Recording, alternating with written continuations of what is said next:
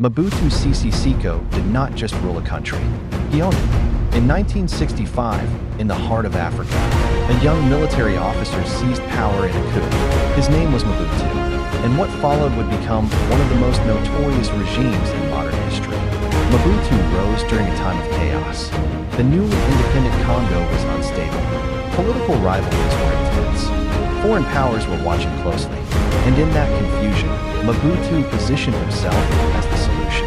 Strong, decisive, necessary. With the support of the military and quiet backing from Western nations, he took control. The country would never be the same. Mobutu renamed the nation Zaire. He renamed cities. He even renamed himself. Mobutu Sese Seko Kuku and Bindu Wazabanga. A name that meant the all-powerful warrior who goes from conquest to conquest, leaving fire in his wake. It wasn't just a title. It was a message. Mobutu was not just a president. He was the state. He built a system where loyalty meant survival. Opposition meant disappearance. Critics were silenced.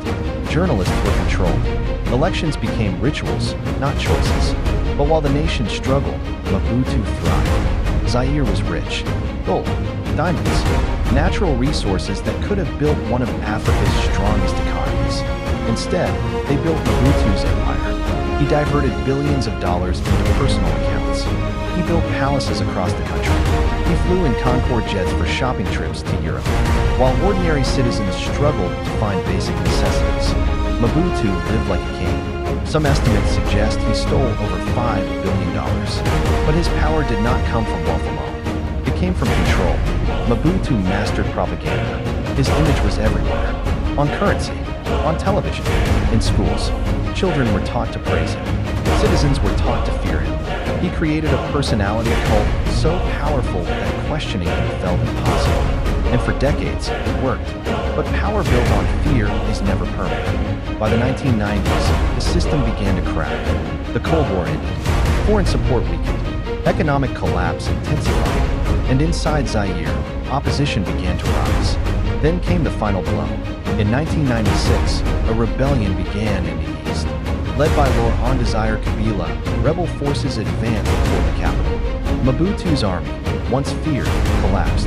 Corruption had weakened it. Loyalty had disappeared. City after city fell. Mobutu was no longer in control. In 1997, after 32 years in power, he fled the country. Zaire was renamed once again the Democratic Republic of Congo. Mobutu went into exile. A man who once controlled billions, now powerless.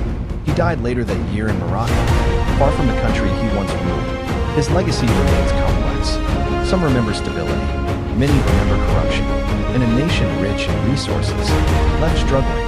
Mobutu proved something history has shown again and again. Power can build empires.